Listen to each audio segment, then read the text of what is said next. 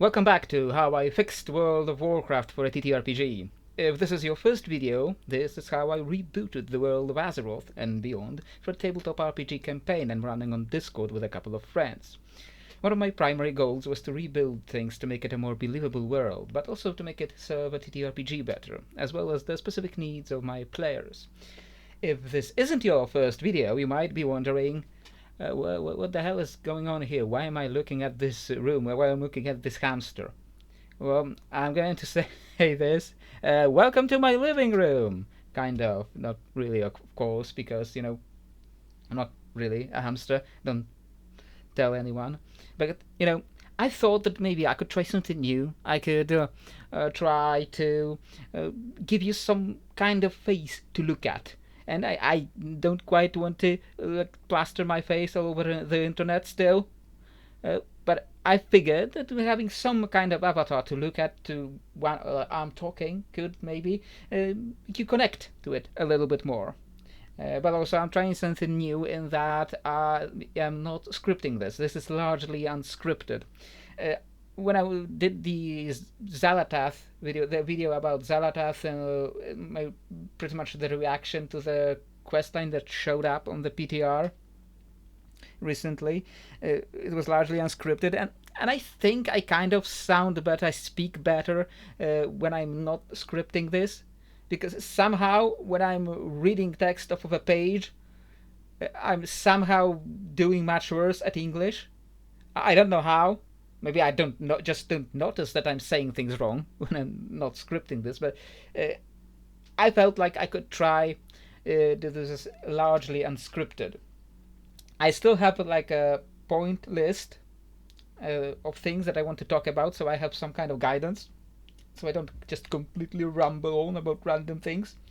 But here is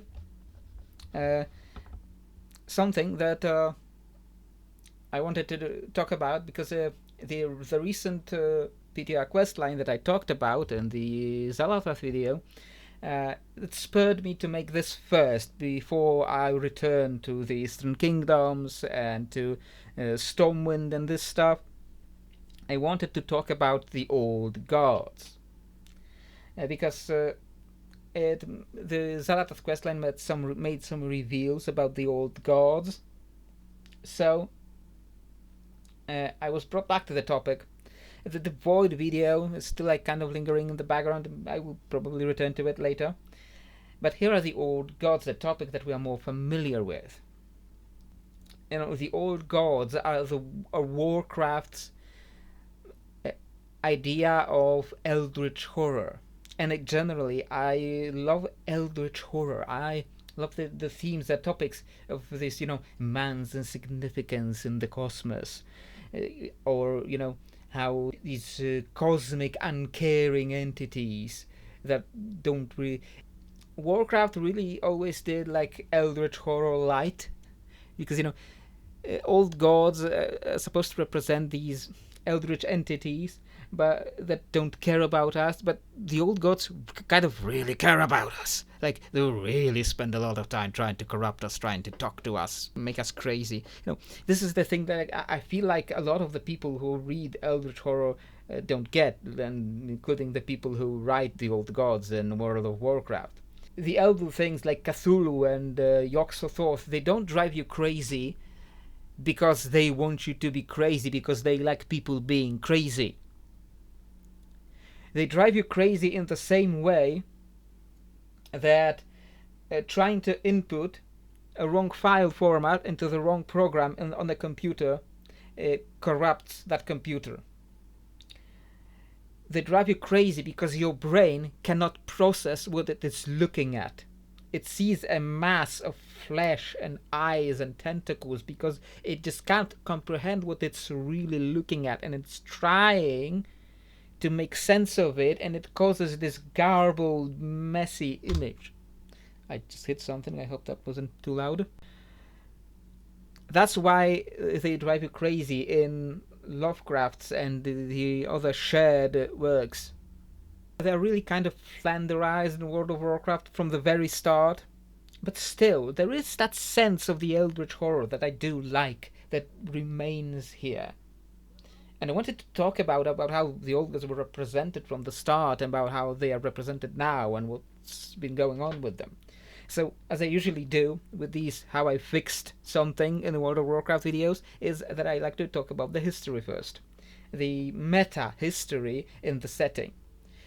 Like, the old gods, not many people realize this probably, the old gods first appeared in the Warcraft 3 manual. They're mentioned there as being this ancient force that appeared on Azeroth before the Titans did, and turned Azeroth into this horror scenario until the Titans appeared and brought order to Azeroth.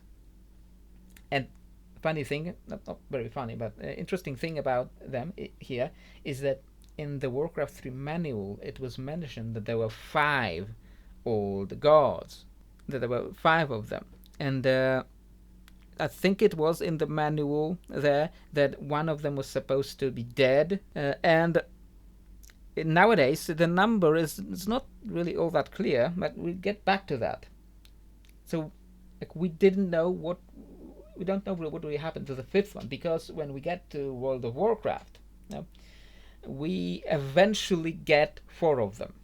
At first we get, of course, C'Thun, who is the first old god we meet in the game, unless you count C'Thun in Azul Nerub in Warcraft 3, but it's not the actual old god. It's not clear what that was. It's probably some kind of avatar of Yogg-Saron, some kind of like appendage of Yogg-Saron. Later in Wrath of the Lich King, a forgotten one appeared, and it was just a faceless one, so it's not clear if that was retconned or if that was a different forgotten one. It's not very clear. Anyway, the first we see in World of Warcraft is C'Thun in Ankiraj. He has a lot of that eldritch horror presence. Of course, his quotes are a little bit derpy, like, "Your heart will explode." Okay, that's supposed to be threatening? Like, what is that? Anyway, first meet C'Thun.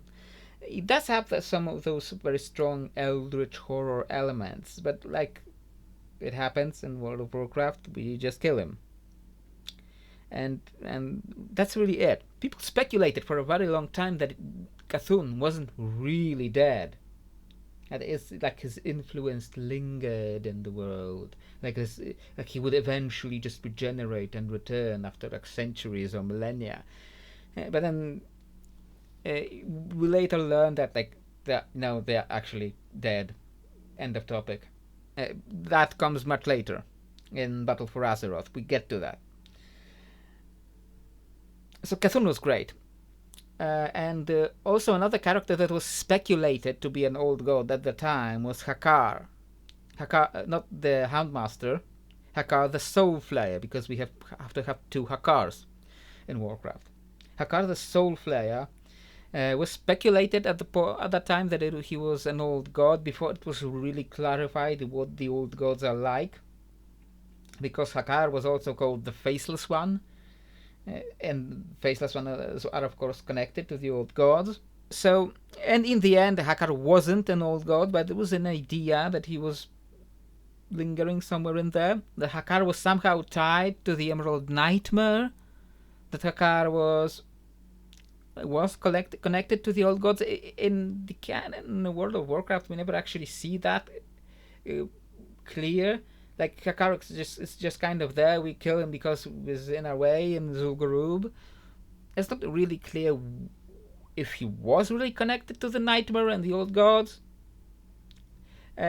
In my version, I did make him like connected strongly to C'Thun and the whole Emerald Nightmare influence.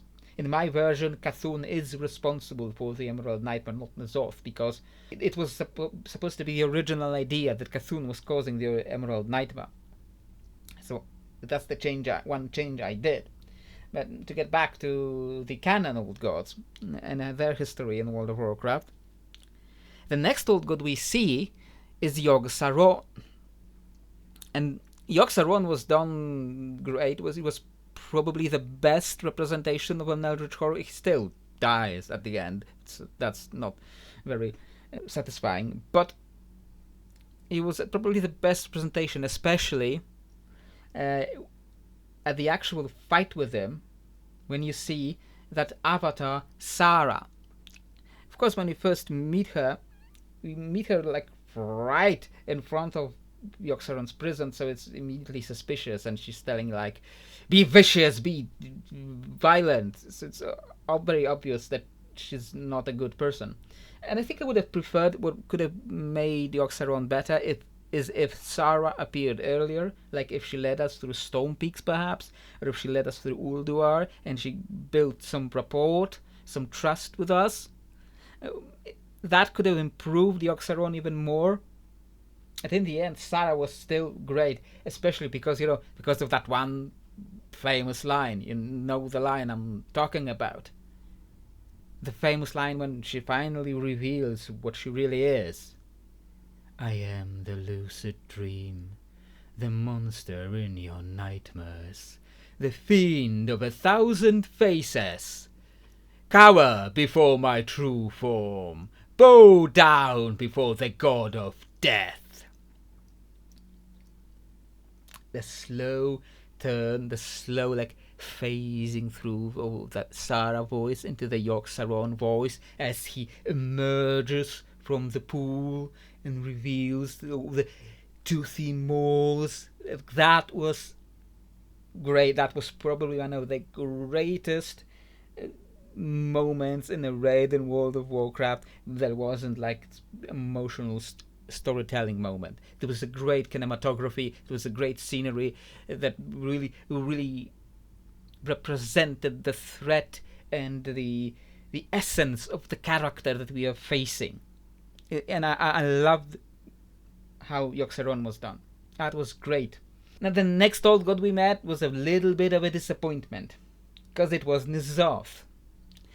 We've been building up to N'Zoth for multiple years. Ever since we faced Yogg-Saron through Cataclysm, through Mists of Pandaria. We need to get back to Y'Shaarj. The Cataclysm, through Mists of Pandaria, through in Warlords he didn't appear, in Legion he didn't really appear. No, in Legion, his influence through the Nightmare, which was reconnected to N'Zoth later, he appeared in Legion through the Emerald Nightmare. And then he finally appears as the main antagonistic force in battle for Azeroth. We've been building up to N'Zoth for so many years because they wanted, they wanted this threat building up so that when we finally face him, that it's a really important, really hard hitting. And when we finally did meet him, when we finally did hit him, we killed him with a big freaking giant laser beam. And that's it. The great manipulator who has been pulling the strings for multiple years, the guy who corrupted the Emerald Dream, the guy who corrupted Deathwing, the guy who corrupted multiple major factions in the history of World of Warcraft, gets lasered to death. It was just such a huge disappointment when that finally happened. And immediately after this happens, they confirm that the old gods are dead. That the old gods are, gone. Just completely gone. Not a threat anymore. Because, Magni confirms with this, almost omniscient narrative, confirms that his song is finally free of the old gods. This really hit the old gods down in so many ways. Not only because, the great manipulator got lasered down, not only because it was such a narratively deflating moment, but also because they confirmed the old gods are finally dead.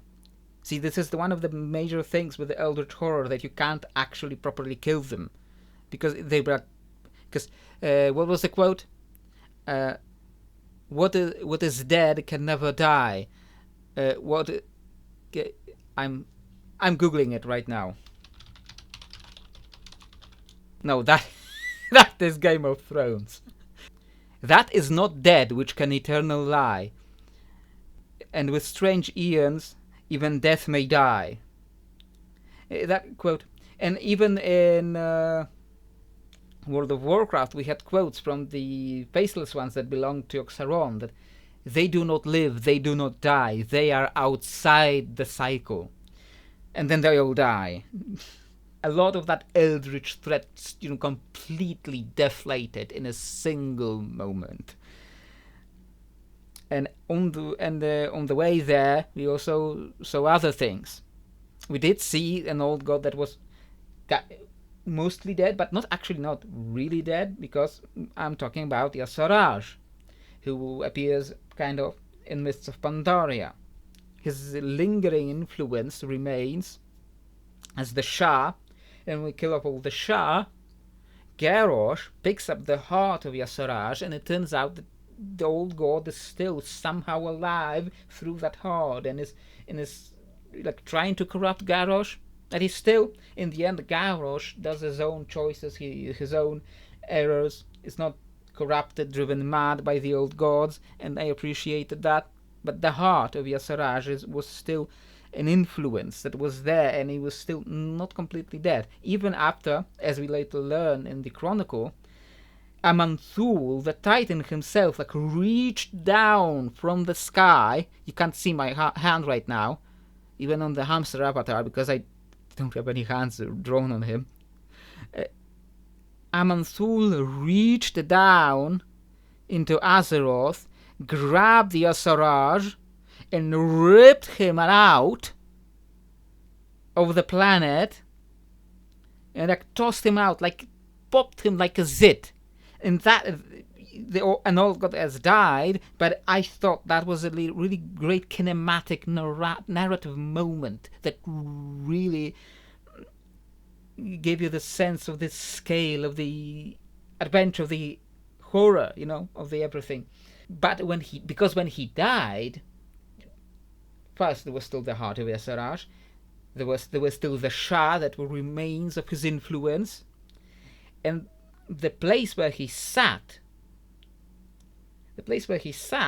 was where the Well of Eternity was. Because ripping him out of the world left this huge wound in the world.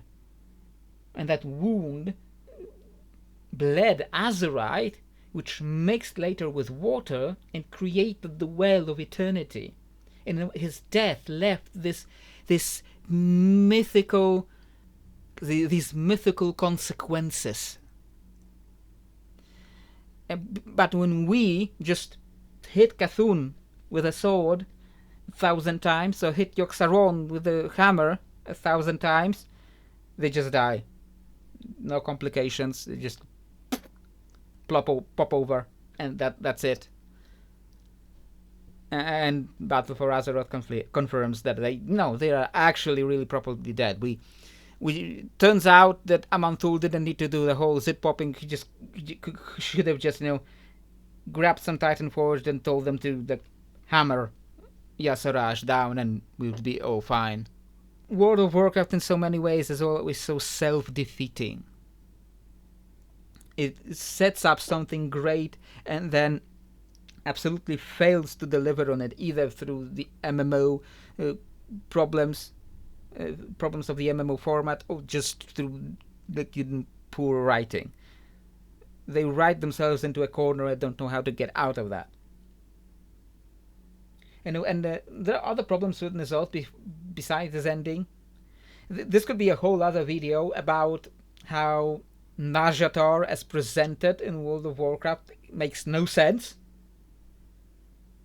Because the Nazjatar we see in World of Warcraft, the zone we see in World of Warcraft, is pretty clearly supposed to be between Kultiras and Zandalar, because the fleets from those two countries were sailing towards each other. So why would they be sailing because Nazjatar is supposed to be under the Maelstrom. Why would they, instead of sailing at each other, be sailing miles and miles away towards the Maelstrom? And when we get to Nazjatar, there's no sign of the Maelstrom there. And the prison of N'Zoth, located under this Nazjatar, the prison of N'Zoth wasn't supposed to be in another place. The prison of N'Zoth was supposed to be in a place that, guess what, was supposed to be between where Kultiras and Zandalar would eventually land. That's where the prison of N'Zoth was. And that, so everything points to this Nazjatar being, this Nazjatar we see in World of Warcraft, to being between Kultiras and Zandalar. But it's called Nazjatar, which is hundreds and hundreds of miles away. So what's going on here? Was the city this huge that it was the size of several countries? Or like, what's going on there? But that could be a whole topic for a whole other video. Now, there was another old god we saw in Battle for Azeroth, and that was, of course, G'huun. Turns out he was a fake old god. The Titans were experimenting on a wild god, on a creature of nature, and turned him into an old god by experimenting with him. So that wasn't the fifth old god. We have now seen 4 old gods, and Blizzard at that point tried to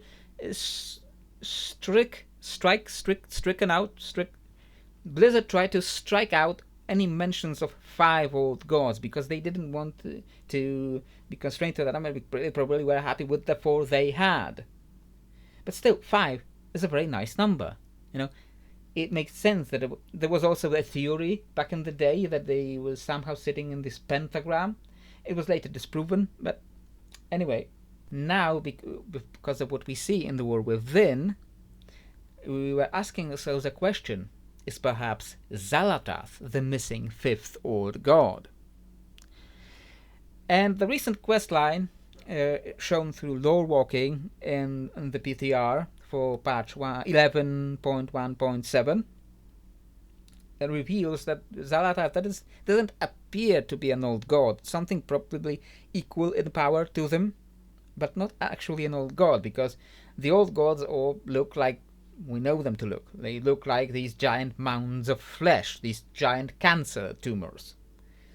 Xal'atath, meanwhile, still looks like a void revenant, like a very basic void revenant at that point, before they imprison her in the knife and then she gets the body of the lady with the feet pictures, you know.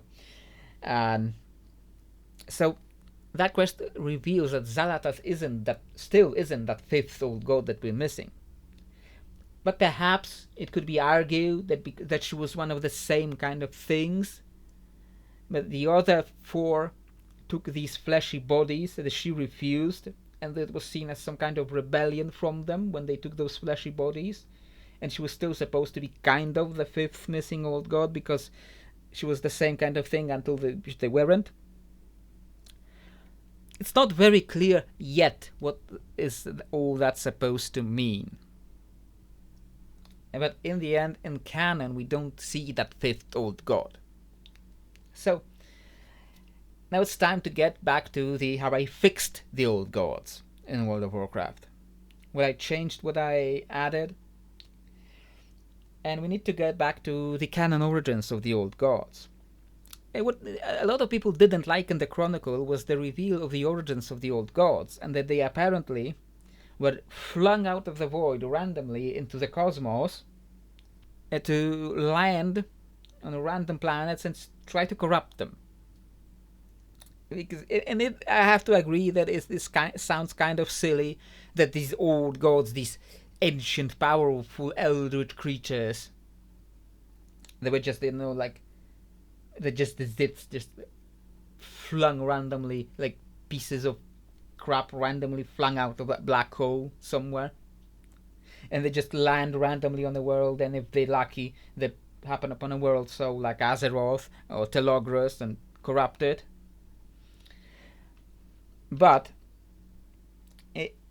there is some sense of that eldritch randomness, of the vastness of the cosmos that doesn't care for us. There is somewhere in that, so I didn't mind that terribly.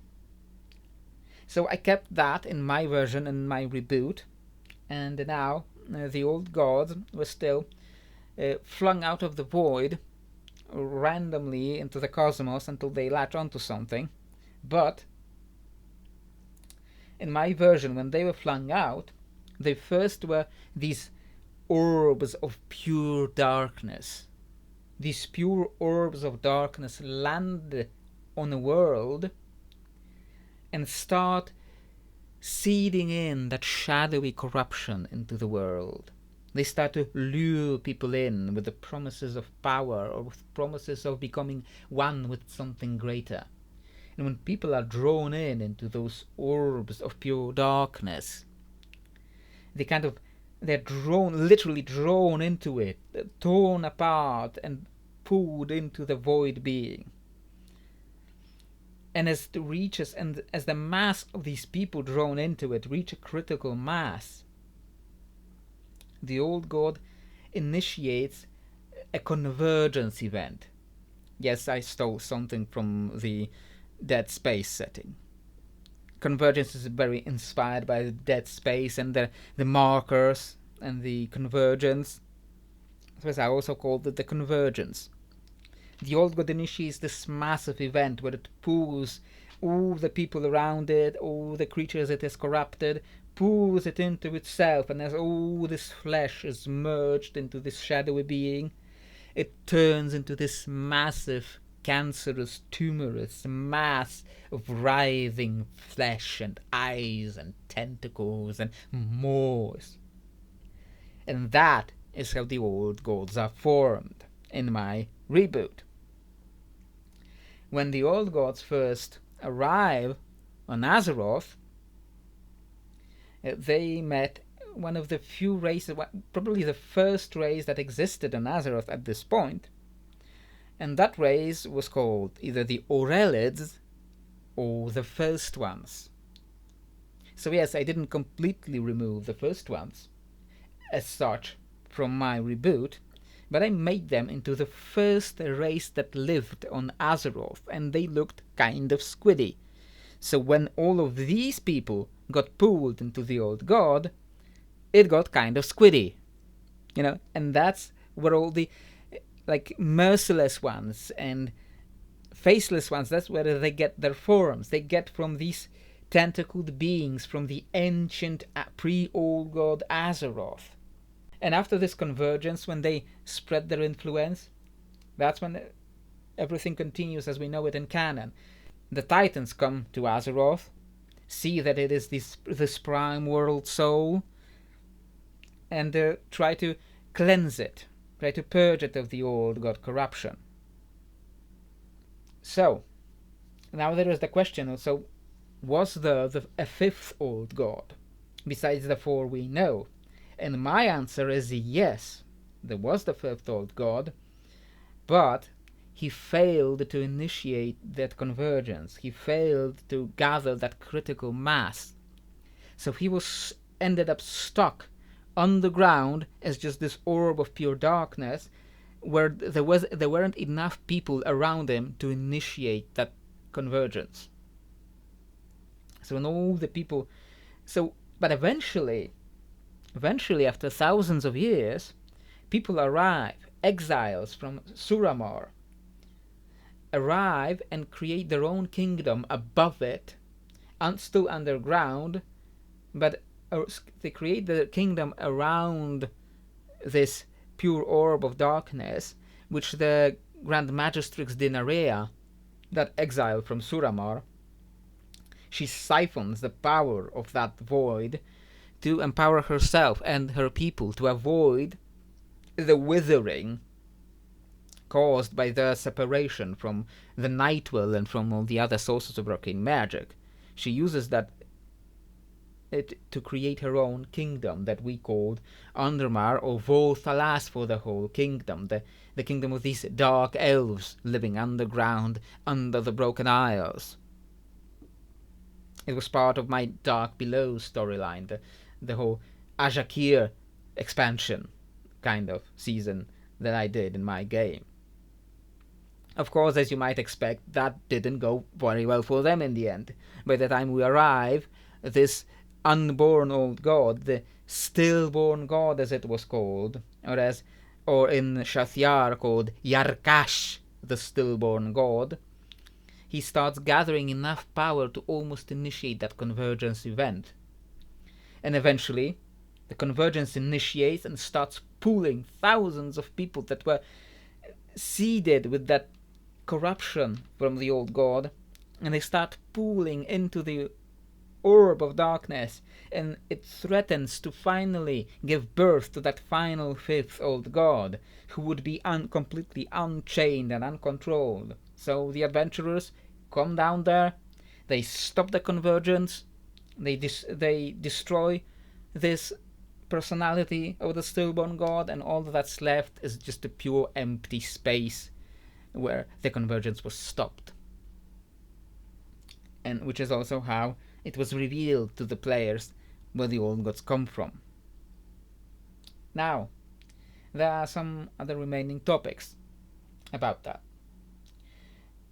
What plans do I have for the old gods? Because we did the stillborn god thing before, canonically, any of the other old gods have been dealt with. So Cthulhu, Yogg-Saron, N'Zoth are still around. The other old gods are still a threat. We are heading for something related to Cthulhu. But a small spoiler for my players, I'm not planning on actually killing the old gods. Because, like I said, don't quote Game of Thrones, quote Lovecraft, you can't properly kill the old gods. Even when you destroy that, like, a part of the tumor, the essence of the old god remains, and remains a corruptive force. Eventually, even if the adventurers come down there to Cthulhu and beat him, he will eventually reform and return. So Ankiraj has to keep being watched over. The same will be true with the Yogg-Saron and N'Zoth and all the other parts of that influence. We already dealt with Sarah. She was the mouth of Sauron. She was walking as this Vrykul avatar with the head of Yogg-Saron on top of her, with no eyes and just big gaping mouth. Was, yelling and screaming things at them. So we dealt with that when we were in Azul Nerub, as also as part of this Ajakir Dark Below questline, storyline. But Yogg-Saron is still alive in any meaning of the word. He hasn't been dealt with while his influence is spreading through Ulduar and through Loken, and things might be heading in that direction a little bit, but that's a long story for another time. Now the last topic, finally, is Xal'atath. What is Xal'atath in my reboot? See, I'm not completely decided, because Xal'atath isn't coming up very soon. She is kind of lingering in the shadows there, because, it had to come up with everything going on with the actual World of Warcraft. But I'm not really dealing with Xal'atath yet in my game. One idea is that she's something that I speculated myself based on what we've seen in The War Within. Like, how Xal'atath talks about the black blood that you see under Khazalgar. She talks about the black blood, and she says, it's my blood. So from that I speculated that perhaps Xal'atath is Azeroth. That she is a piece of Azeroth, the dark corruption of the Black Empire of the old gods, that the Titans cast out of Azeroth's world soul and kind of separated it into a separate being. And that maybe, in the end, we will have to reunite Xal'atath with Azeroth. And that's how the storyline ends, to have some nuance to the story. But it turns out that in canon, she was just a Void Revenant. But maybe in my canon, and maybe in my game, she can still be that corruption of Azeroth that has been cast out of it. We'll see when we get to it, because it's not going to happen very soon. So I believe I touched on all the topics I wanted to talk about regarding the old gods and how I changed them, what I added to them to expand on the story, how to keep them this eldritch horror that is impossible to understand, that doesn't actually care about us, it just happens to be there. So I think I touched on everything, and if you would like to hear more about the old gods and about any specific plot threads or any specific old gods and any specific elements of them in the game, let me know in the comments below. And don't forget to leave a like and subscribe, and if you want to support the channel, I don't have a Patreon, but you can do it on my Ko-fi page linked in the video description below. And I hope to see you next time.